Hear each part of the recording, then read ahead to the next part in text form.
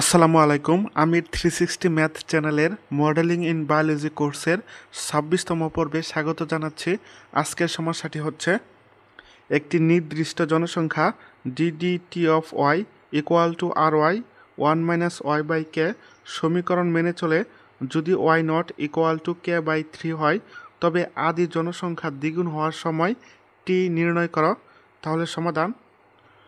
এখন এখানে দেওয়া আছে d d t of y equal to r y into 1-y/k।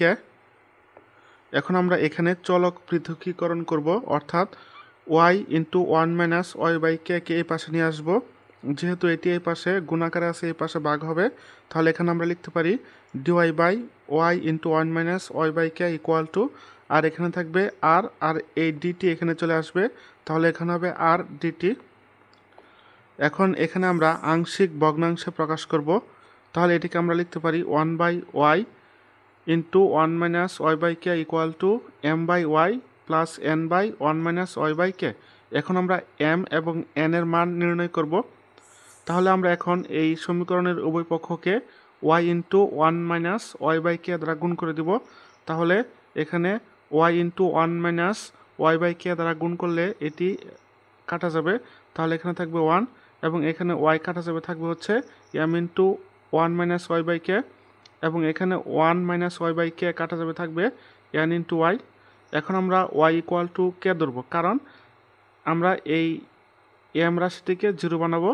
এখন y ইকুয়াল টু যদি কে ধরি তাহলে কে কাটা যাবে, তাহলে 1-1 সমান হবে 0। তাহলে এখানে আমরা y ইকুয়াল টু কে বসাবো, তাহলে m ইন্টু 1-y এর পরিবর্তে কে প্লাস y এর পরিবর্তে এখানে কে, অর্থাৎ এখানে যদি আমরা কে কেটে দিই তাহলে থাকবে 1 থেকে 1 মাইনাস করলে হবে 0, তাহলে এখানে হবে 0 আর এখানে হবে n কে।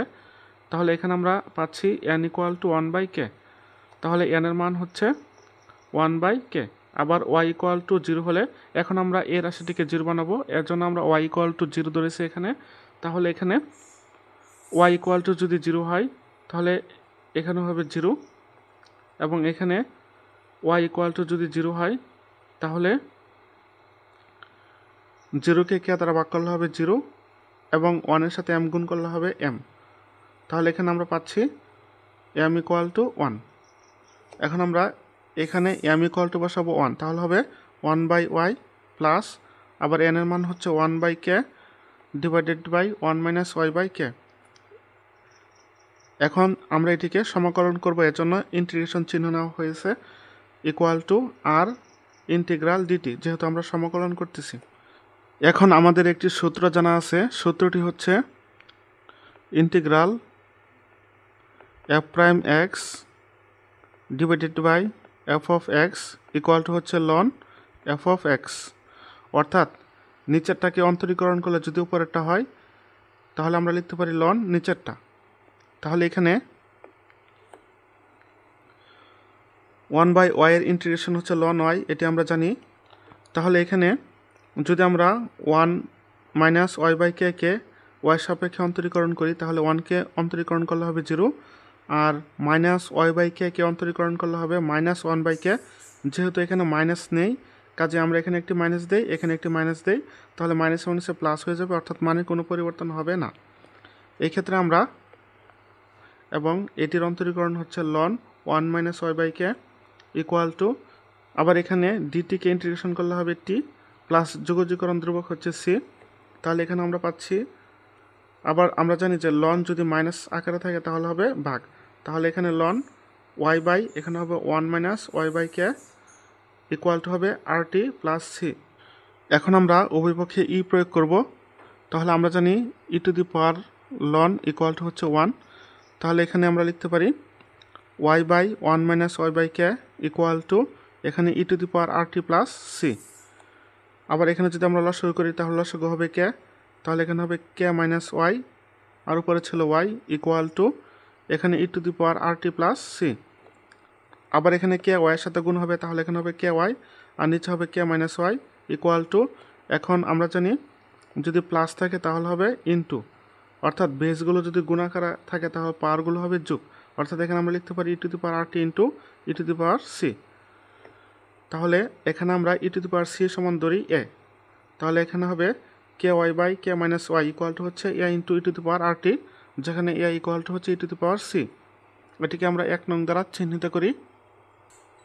এখন আদি অবস্থায় অর্থাৎ যখন সময় শূন্য ছিল তখন আমরা ধরি y equal to y naught. এই ক্ষেত্রে আমরা এখানে মান বসাবো, তাহলে কে ইন্টু ওয়াই সমান হচ্ছে y not divided by k minus y সমান হচ্ছে y not equal to a into, এখন আমরা এখানে টি সমান যদি 0 বসাই তাহলে e to the power 0 into T সমান হবে ই টু দি পাওয়ার 0 সমান হচ্ছে 1। তাহলে 1-এর সাথে এ গুণ করলে হবে এ, আর এখানে k y not divided by k minus y not, অর্থাৎ এ ইকুয়াল টু হচ্ছে এটি।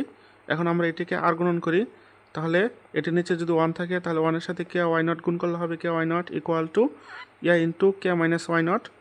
আবার ওয়াই নট সমান হচ্ছে কে বাই 3, এটি প্রশ্নে দেওয়া আছে যে ওয়াই নট সমান হচ্ছে কে বাই 3, তাহলে ওয়াই নট সমান k by 3 equal to a into k minus y not সমান হচ্ছে কে বাই 3। তাহলে এখানে কে সাথে কে গুণ করলে হবে k square by 3 equal to a into এখানে লসাগু করলে হবে 3, তাহলে 3 কে মাইনাস কে, অর্থাৎ এখানে হচ্ছে কে স্কোয়ার বাই 3 ইকুয়াল টু, এখানে 3 কে থেকে কে মাইনাস করলে হবে 2 কে বাই 3। তাহলে এখান থেকে আমরা কে বাই 3 এবং এখান থেকে কে বাই 3 বাদ দিতে পারি, তাহলে এখানে থাকবে কে আর এখানে থাকবে 2a, অর্থাৎ এ ইকুয়াল টু হচ্ছে কে বাই 2। এখন এখানে আমরা একটি কাজ করতে পারি, সেটি হচ্ছে সমীকরণ 1 নংয়ে a equal to k by 2 বসাবো। তাহলে এখানে শুধু এর মান কে বাই 2 বসাবো। তাহলে সমীকরণ 1 নংয়ে a equal to k by 2 বসে আমরা এখানে পাচ্ছি k y by k minus y equal to k by 2 into e to the power r t. আবার এখানে আমরা কে এবং এখান থেকে কে বাদ দিতে পারি, তাহলে এখানে থাকবে y by k minus y equal to, এখানে থাকবে half into e to the power r t. তাহলে e to the power r টি সমান লিখতে পারি, এই পাশে 2 ভাগ আছে, এই পাশে আসলে গুণ হবে, অর্থাৎ 2y by k minus Y, অর্থাৎ ই টু দি পাওয়ার আর টি সমান হচ্ছে 2y by k minus Y. এটিকে আমরা 2 নং দ্বারা চিহ্নিত করি। আবার জনসংখ্যা আদি জনসংখ্যার দ্বিগুণ হবে তখন, আবার এখানে প্রশ্ন বলছে জনসংখ্যা আদি সংখ্যার দ্বিগুণ হবে। এখন যদি জনসংখ্যা আদি সংখ্যার দ্বিগুণ হয়, আদি জনসংখ্যা ছিল ওয়াই নট, দ্বিগুণ হলে হবে 2y নট, তাহলে ওয়াই ইকুয়াল টু হচ্ছে 2y নট, আবার ওয়াই নট সমান হচ্ছে কে বাই 3, তাহলে এখানে হচ্ছে 2k বাই 3, এবং টি ইকুয়াল টু হবে ক্যাপিটাল টি, যার নির্ণয়ের সময়।